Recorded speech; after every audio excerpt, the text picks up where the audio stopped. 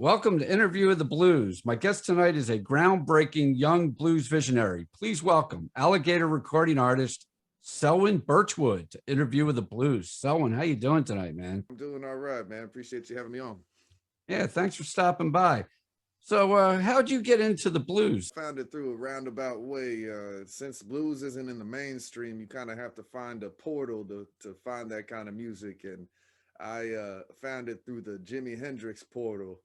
And, a friend of mine gave me one of his records when I was just getting into high school. And I said, man, I got to find out what would possess someone to write this kind of music. So when you look back in his bio, you find a bunch of the older blues guys, the Elmore James, the Muddy Waters, and those kind of people. And he spoke about Buddy Guy at length. And I'd seemed like the same week Buddy Guy was coming to town in Orlando at the House of Blues. So I just bought a ticket blindly, not knowing anything about him. And anyone that's seen Buddy Guy perform live knows how spectacular and energetic and charismatic he is. And I just walked into it blindly. And I said, man, whatever this is that this guy is doing up here, that's what I want to learn. That's what I want to do.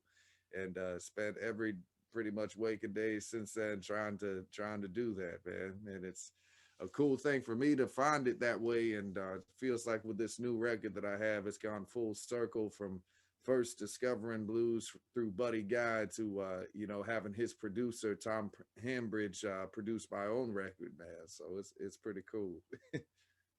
So, how did that experience shape your musical vision after seeing him perform that time?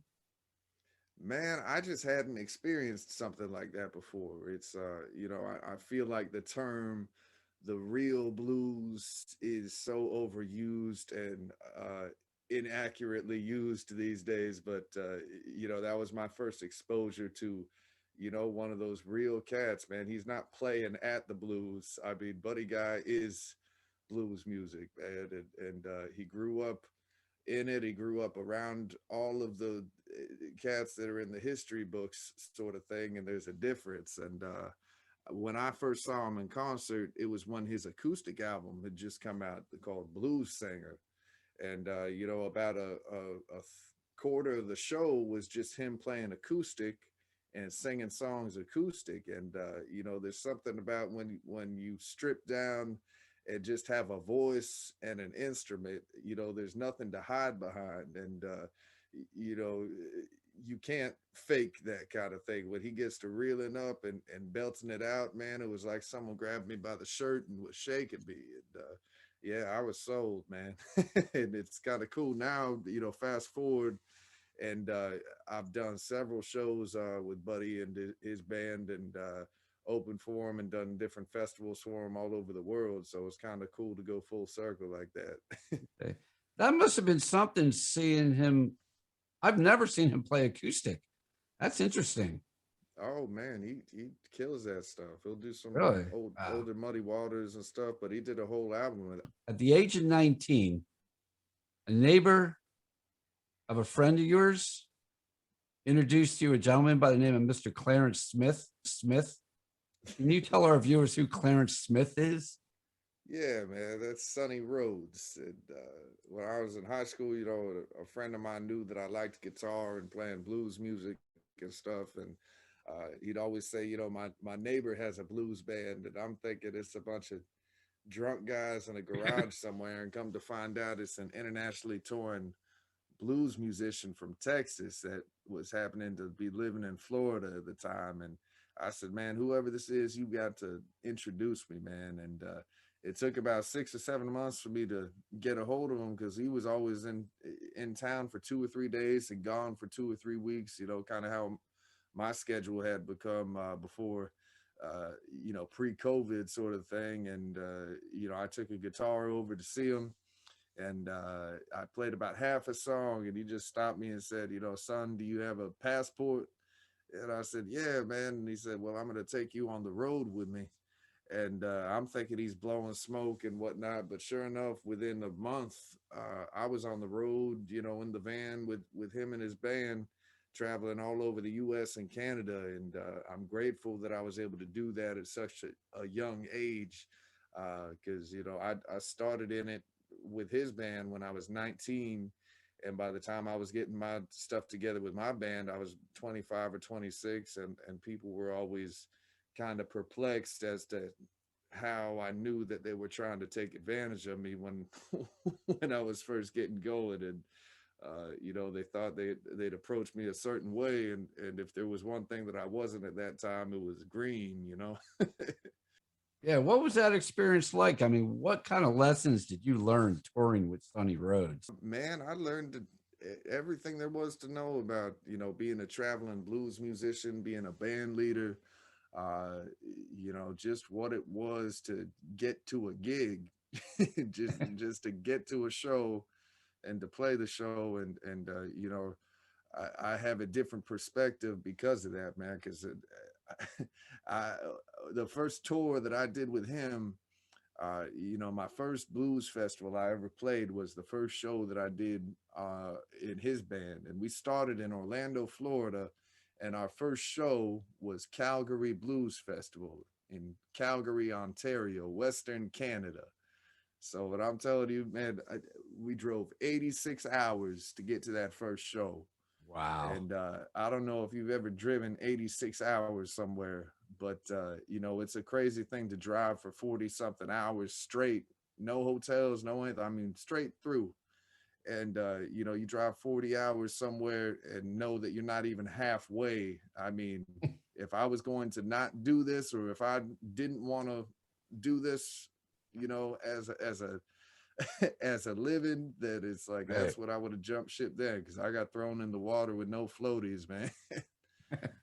I understand that he inspired you to play the lap steel too. Yeah, man. I That was the first time that I had heard that instrument. I you know, would tune all the guitars and do kind of all the guitar teching and stuff when I was in his band. So I got to play his lap steel sound check and everything. And then when we had off days, I would actually take his lap steel and try to learn on it as well. And I said, man, when I get off this tour, I'm going to save all my money and I'm going to get me a lap steel when I get off this tour. And that's exactly what I did, man. As soon as I got back home, I bought a lap steel and tried to incorporate it into my own music, man. Now you started your own band around what, 2010? Were you just playing the Florida Yeah. circuit at that time, or were you guys a touring band as well? We were just playing in Florida. You know, I was just getting out of school almost, and I was just trying to get a gig at that point, man. And I was doing a lot of shows. Bands would have me to open for them when they came to town at different venues, or the venues rather would have me on to open for a lot of bands. And I was traveling throughout Florida playing, but you know, very little outside of Florida that I was doing at that time. But I found out really quick that you know, even though I was getting a decent name in Florida at that time, you know, I'd done shows opening for John Lee Hooker Jr. and Buddy Guy and Robert Cray and a bunch of people. But you know, I found when I was trying to get out of the state that nobody had heard of this Afro guitar player just yet at that time in 2010. Now in 2012, you and your band go to Memphis, Yeah, enter the National Blues Challenge, but you don't win. Then in not in 2012. 2013, you go back and you win Best New Band category. What was that experience like as a young blues musician to go to Memphis with all those other bands from around the world, have your contemporaries choose you? It was so many bands go up there every single year, and only one band wins. And it's you know, no one goes up there because they think they're gonna lose or because they want to lose. You know, everybody wants to win that thing, but only one band a year does. And in 2013, that was my band, and it's still surreal to think about it for me. But that's actually man, it costs so much money to just get up there and have to get hotels for the week and all that stuff. So I ended up having to sell two guitars just to get up there.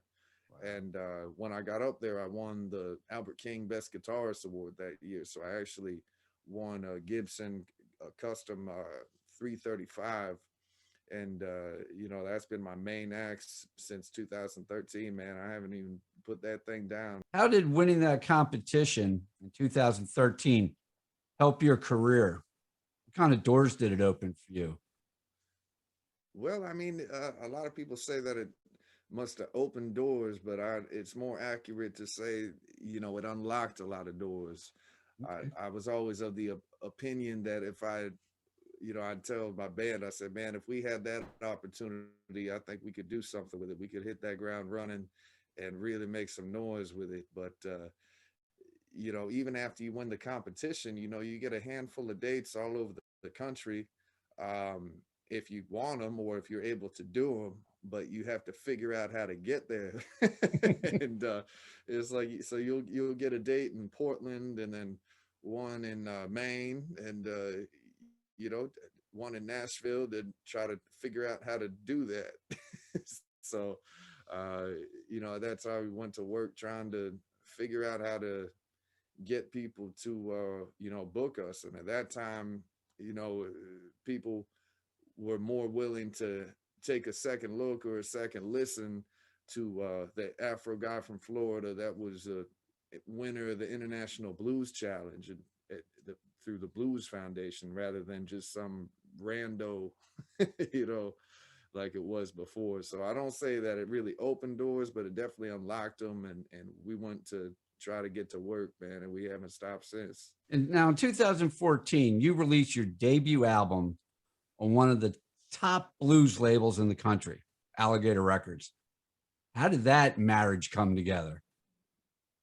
That was wild, man. I grew up, you know, listening to Alligator Records, man. I was real big on Sun Seals, real big on Albert Collins, Hound Dog Taylor, Coco Taylor, Magic Slim, you know, all that kind of stuff.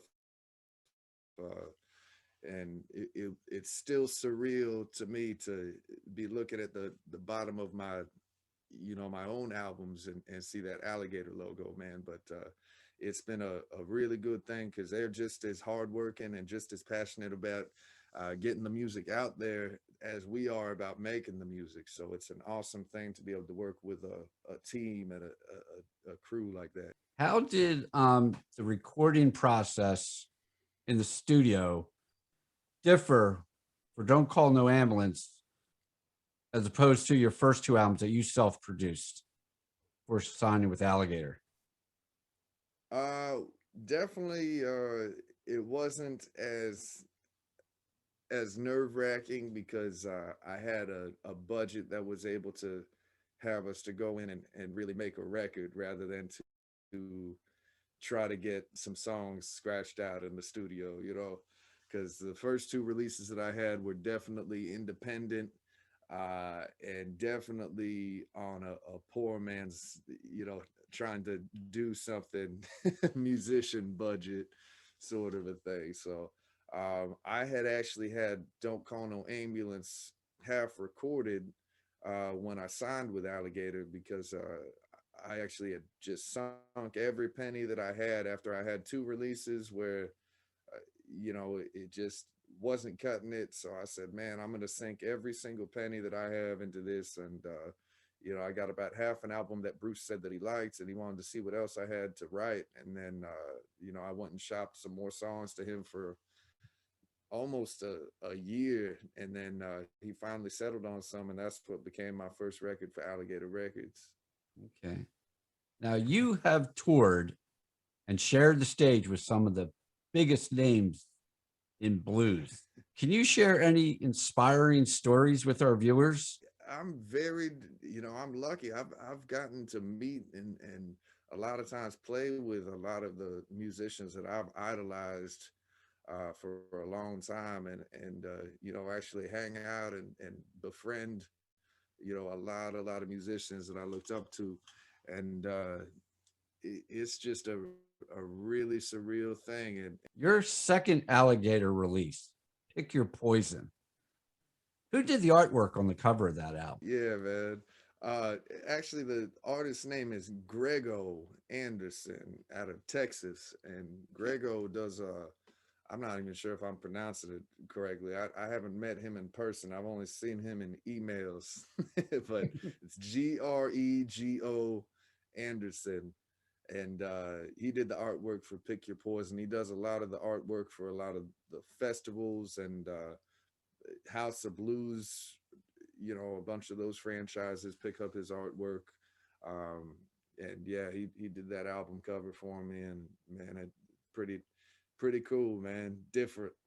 Yeah, for sure. I was like, wow, this is really interesting. Now, I find your blues music to be very refreshingly different and but somewhat traditional. And the addition of the lap steel and the baritone sax, I think, really adds something that makes your music stand out.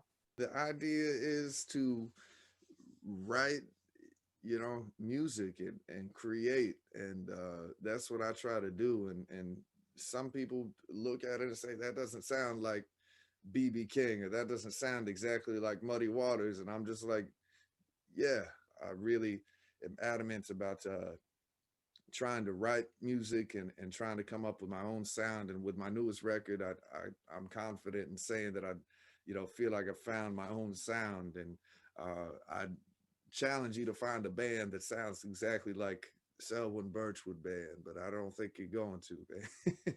I've never heard anyone sound like you. Hey, when you're working on a song, what comes first for you, the lyrics or the melody? Always different. I I'm constantly in a mindset trying to come up with something, or figure out what a good song might be or what it might sound like. So throughout the day, even, you know, I could see someone else go through something, or I could go through something and say, man, you know, that might be a good song, or hear something that somebody says, or just be playing on my guitar and hear a melody that I think might work well. Um, it's always a different thing. I try to just keep my ears open, and try to keep keeping that mindset of creating, and then I think it works out better that way. Okay. Do you set time aside to write or is it more spontaneous? No, I'm always writing. You know, by the time that I get 12 songs or 13 songs on a record, that means that I've written probably 30 songs, and Bruce shot down half of those, and then I shot down the other half, and then we finally settle on 13 songs, but that's not where it starts. When you're working on a song and you're working out the basic melody for the tune, are you using one of those acoustic guitars rack behind you? I'm using whatever I get my hands on. You know, sometimes I'll just be driving and hum something into my voice memo on my phone, or get down on my acoustic and try to come up with something, or my electric. I mean, it's always different. Okay. When you've got the song together the way you want it, and what's the next step? Do you send the songs out to the band members to add their parts, or do you guys all get together in the studio to rehearse them and put them all together before you head into the recording studio? uh, I send the stuff out to the band once I've got pretty much the meat and potatoes of the song, and you know, have everybody kind of shed on their own time, and then we get together for rehearsal, and you know, try to hash out everybody's individual parts and see where everyone's kind of landing. But I'm pretty strict on trying to write the songs, so they're pretty much done by the time that I send them out. Okay. Now, in the middle of a pandemic, you release your third Alligator release. Okay. Um, living in a burning house. And you hook up with Tom Hambridge as producer. How'd you come together to be working with Tom? I met Tom. Actually, I was talking to him about it because I couldn't remember exactly where it was that I had met him. I know I bumped into him at the Blues Music Awards before and talked to him, and I bumped into him when he was playing drums with Buddy Guy, and then also I think when he was backing up Quinn Sullivan on another festival that we did. But yeah, I had brought it up to him because I just really dug his songwriting, and man, I told him that, and that's kind of where we connected on that even plane of kind of songwriting and whatnot. And I was like, man, if you'd be into it, I've got a bunch of stuff that I've been working on for my next record, and I'm was curious if you might want to jump on with it. And he was surprisingly receptive to it. So you know, I got all the songs over to him and ended up coming to an agreement on it. And he flew down to Florida to record it with us. And man, and I couldn't be happier with the results, man. This Living in a Burning House, it debuted at #1 on the Billboard Blues chart. It debuted at #1 on the iTunes Blues chart. It's gotten just rave review after rave review, and I know it's early in the year, but I'm gonna go ahead and tell people, man, this is the album of the year. Go listen to it and tell me I'm lying, man. Can you explain to our viewers what you mean by when it stops just being music and starts being medicine? Well, man, I'm a huge lover of blues music, but I'm a lover of all kinds of music, and all day long I'm listening to something depending on what mood is striking me. And man, I would go crazy without it, man. It's my therapy, it's my meditation, it's it's what keeps me sane. And I feel like, you know, good music really takes you to a different place and a different, you know, kind of state of mind if you're listening to it. And at least it should make you think, it should make you feel something, it should do something to you. And you know, that's what I mean. You know, there's a point where it stops just being words and chords, and you know, you could hear a song and say, man, I know exactly what that person is talking about. And you know, when it happens like that, I feel like it stops just being music and starts being just medicine, man. Talk about living in a burning house. What's the significance of that song? What's the story behind that?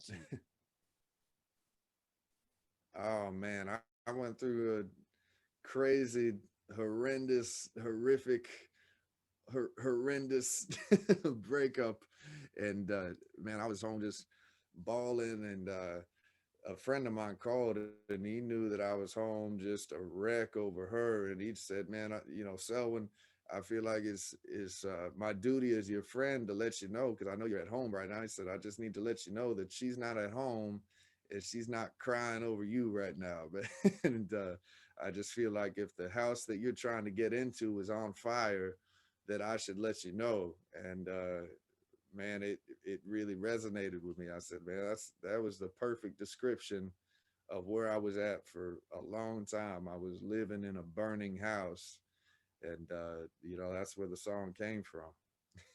Okay. Now, you mentioned the woman. Is this the same woman that you wrote She's a Dime or somebody else? Absolutely not. Yeah, man. I love this song. Mama Knows Best. I think everybody can relate, whether man or woman, can relate to that song. Yeah, man. Like we've all been there, you know, where mama says, that's not the woman or the guy you want to be dating. Yeah. You know? And parents say that kind of stuff because they don't want you to be happy. Is what you think at the time, man. And I was talking to a friend of mine on the phone, and he was telling me this just crazy story about his ex, finally ex at least. And he's like, man, you know, my mom told me the first time she met her, he's like, you know, told me that she was wrong and she was awful and this and that. And I was like, man, my mom said the same thing. And you know, it just really clicked with me. I said, man, it happened to me. It happened to you. I said, man, it's got to have happened to a bunch of other people too. So I was like, man, let me write this song about it. Your song, Searching for My Tribe, Yeah, that's an man. interesting tune. It's like, I think everybody at some point is always looking to fit in. Is that kind of where you were going with that tune?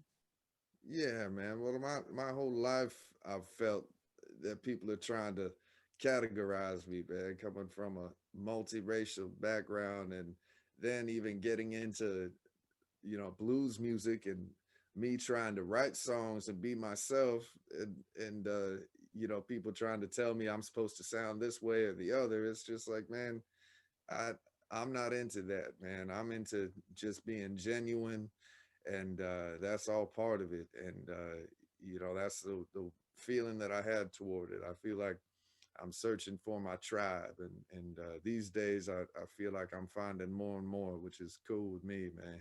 Your song Through a Microphone, Yeah.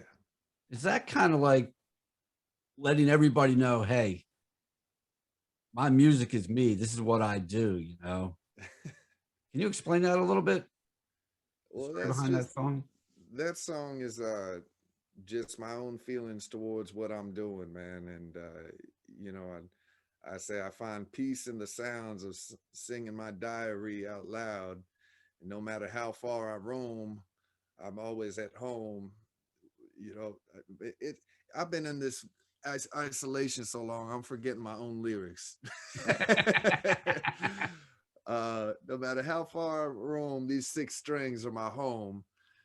You know, bearing my soul for you through a microphone, and that's the way that I feel about performing. That's the way that I go about playing. Is that when the audience comes out to see me, I want them to know that there's nowhere else I'd rather be than being on the stage and performing for you, and that's the truth, man.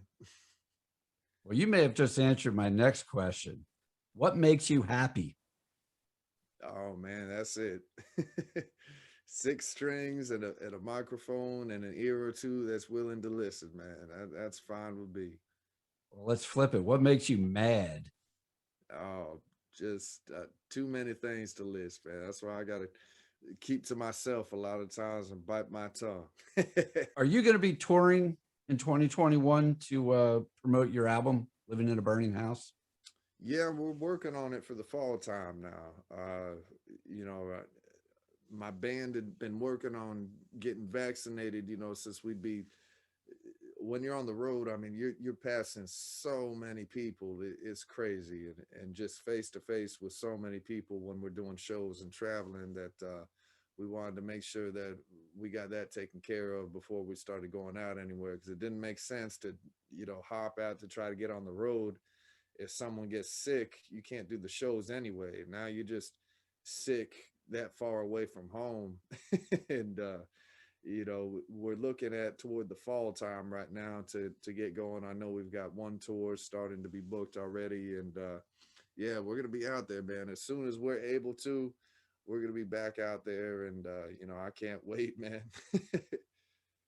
Where can our viewers find out more about you and your music and where you're going to be touring?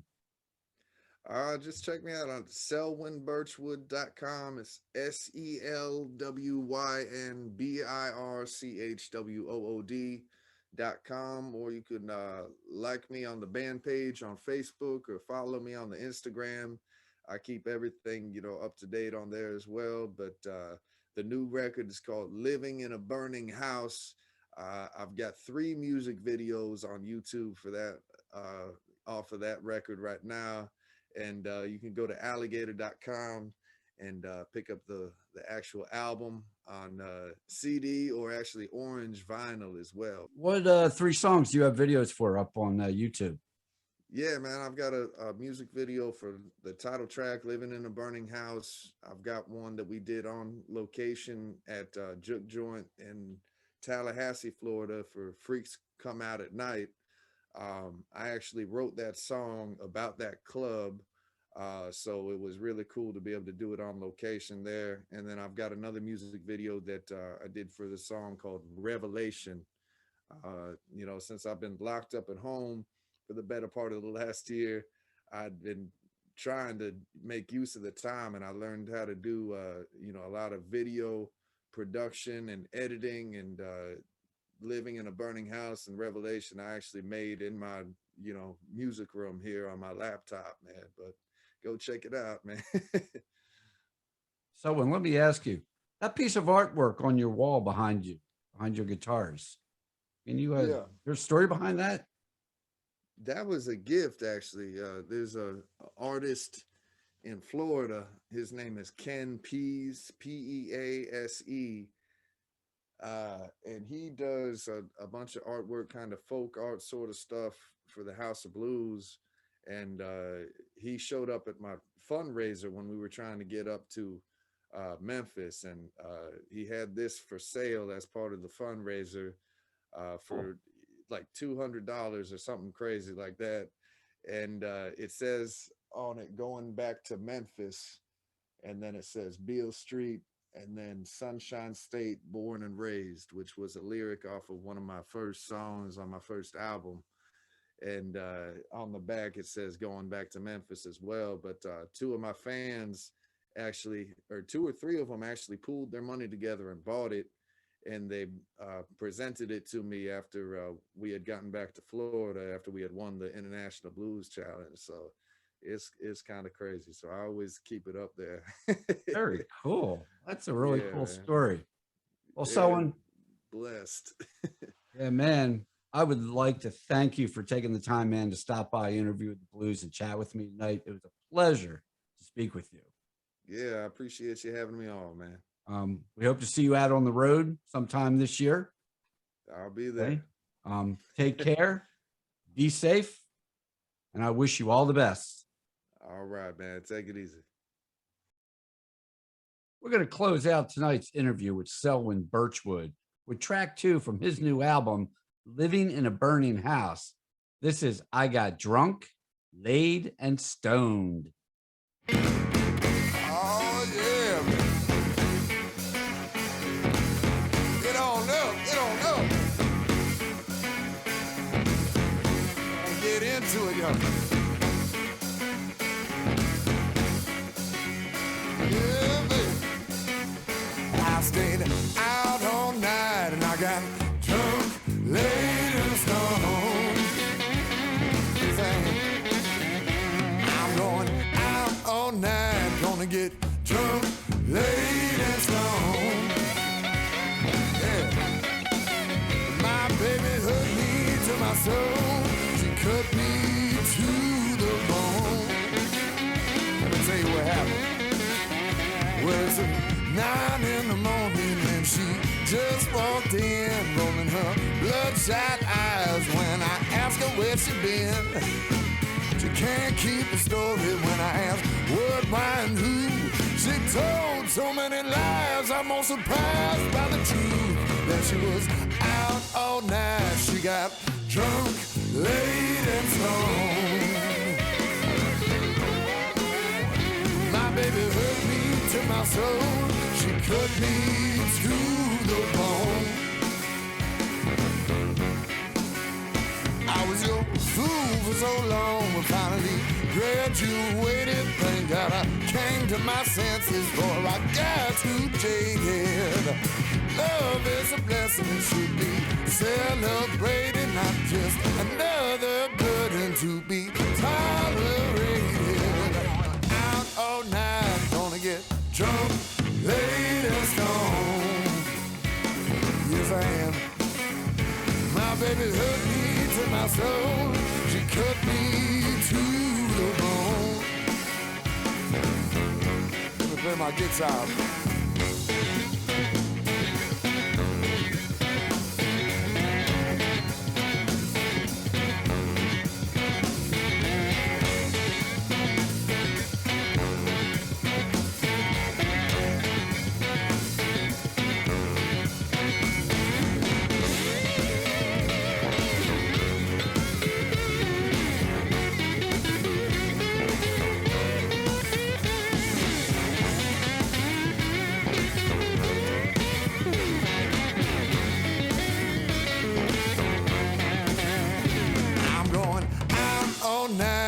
Get drunk, laid and stoned. My baby hurt me to my soul. She cut me to the bone. My baby hurt me to my soul.